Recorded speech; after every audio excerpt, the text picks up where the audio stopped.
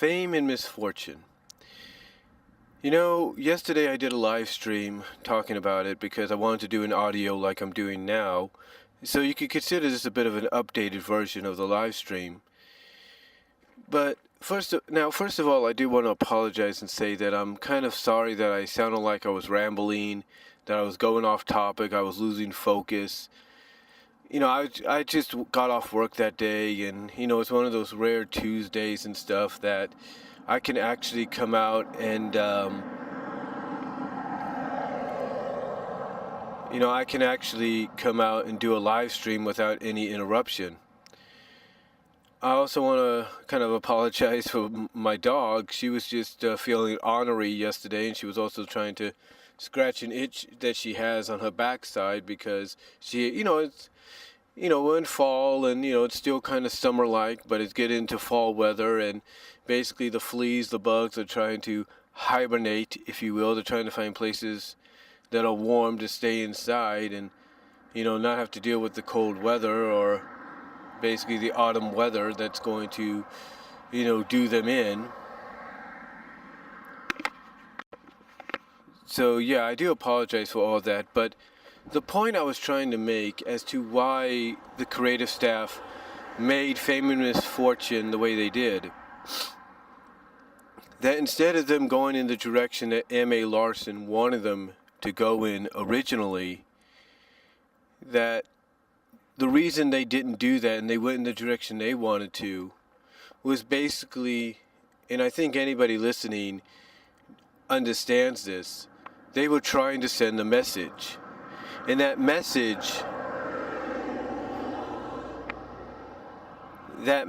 was basically, that we, and I even said this in a text back, I think, last September or so, that basically it's okay to like the show and enjoy it, but we have to remember who the original intended target audience and demographic is. And that is young kids, that is young girls, young boys. And that these young kids don't really care about consistency. They don't care about continuity sometimes staying intact. They don't care about whether or not a character should be developing and things like that. That all they care about is what they see on television and what new pony will be debuting and what new figure or set is going to debut that will sooner or later be on sale online or physically in store for their parents to buy for them to play with.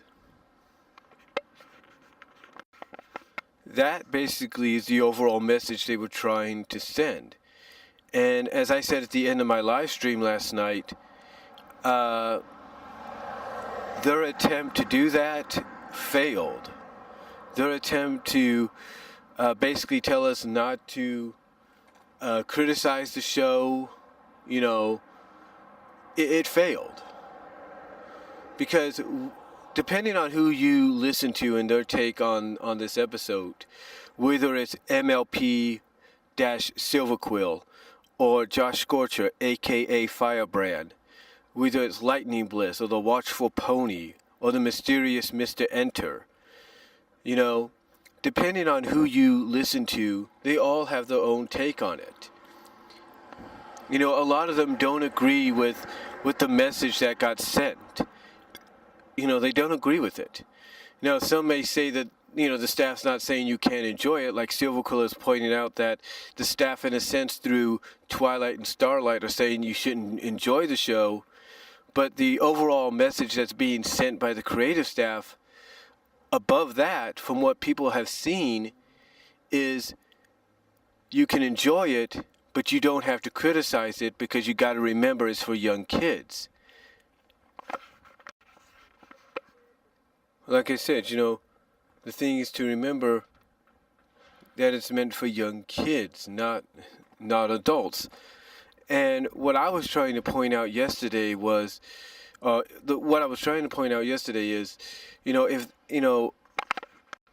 sorry about that, kind of fumbled on my words there. But what I was trying to say yesterday was, if that was the case, if that was the intention of what the show was originally supposed to be, then they should have told Lauren Faust that when they brought her on board. They should have said, yeah, we want you to make the show, but here's how we want you to make it and who we want you to make sure the targeted audience is, the target age audience is that it's targeted at, as well as the demographic and gender.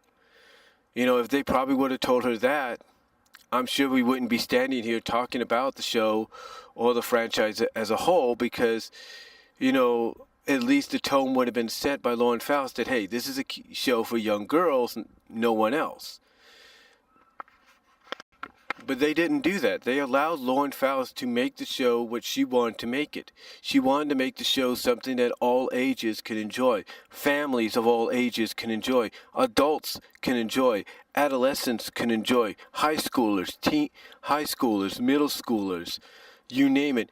Anybody that likes an enjoyable show, no matter whether it's live action or animated, Lauren Faust's original intention was to make MLP-FIM be that kind of a show, and she succeeded in doing so. Even after she stepped down and the reins were handed over to Megan McCarthy and her crew, as well as later on people like Nicole Dubach and many others, the original intentions first created by Lauren Faust when it came to the show, to make the show what it is or what she wanted it to be, still stay true. Like I said, they still stay true, even to this day. Whether or not you like how certain decisions of story arcs, world expanding, character development, and all that, species introductions, whatever, no matter whether you like how things have gone, in the past 7.5 seasons or past 8 seasons, Lauren Faust's original idea and intention is still there. But what gets a lot of fans riled up when they talk about this, and still talk about this episode to this day, is how its message is conveyed. You don't even have to get to a certain moment. There are certain moments in the episode where you pretty much get the idea right away that, you kind of get the idea of what the message is going to be right away. What the target is of this show, what the moral is possibly of this episode, and what this episode's true intention is, courtesy of the MLP Creative staff. Like I said, there are certain moments, throughout the episode that you start to kind of get that idea. One moment that Josh Scorcher brought up was when a crowd of ponies had cornered Fluttershy and basically were accusing her of not being assertive, not being what she says she had become in the journal. And this is a common complaint by fans in reality. Fans don't like the fact that sometimes the creative staff will rewind, Fluttershy back to almost season 1, season 2 status. They don't like it. But that's what happens. That's what happens. And,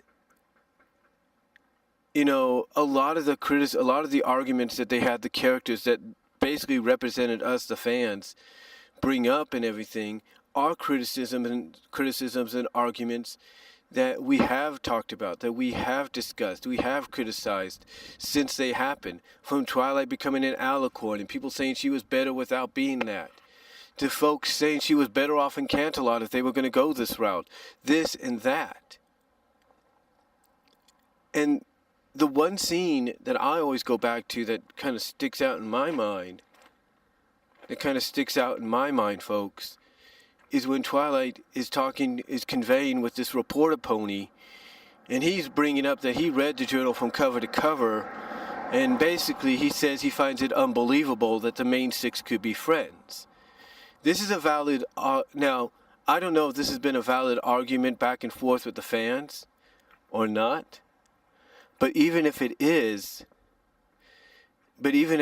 been, it was an argument that got subdued and put to rest long ago. And then the other line that they had the characters say that they kept in there was when he said her character would have been much better if she stayed in Canterlot. Yeah, that's a line that that's something that a lot of fans have argued and disputed. Would Twyla have been better if she just stayed in Canterlot and not come to Ponyville? You know, that is something a lot of fans, you know, have argued. But whether or not the first part is something that has been argued or not is debatable. Some can look at it and think, well, they put that line in there for that reporter pony to say to be a representation of fans that think they know it all. That think, oh, because we've watched episode to episode, from episode 1 of season 1 all the way up to now, to recently, we know everything. We know what's better, You know, if that was the intention originally, then again, just like the message they were trying to convey at the end by saying the show is not for us, it's for the young kids, and that we don't have a right to critique it, that failed. And hopefully now Hasbro has realized that, because as I've mentioned, and a lot of other people have mentioned, because like I've mentioned, and other people have mentioned, if it wasn't for us, they wouldn't have the phenomenon that they have. If it wasn't for the Bronies and the Pegasisters and the overall analysis community, those at the Rift Cafe, those like Lightning Bliss, MLP-Silver Quill, Josh Scorcher, aka Firebrand, Golden Fox, Cosmic Keyframe, Dr. Wolf, you know, Dal Walsonator, you know, Thespio, Midnight Sonatic, aka Katie Patterson, you know, Aramau, the Firey Secretary, and the list goes on. If it wasn't for all of us, plus every other fan that's part of the community out there, if it wasn't for any of us, they wouldn't have the franchise that they have today. They wouldn't have the phenomenon they have today. They wouldn't have took a chance to have a theatrical movie like they did. And not just a theatrical movie, but a very successful theatrical movie that succeeded beyond their expectations. So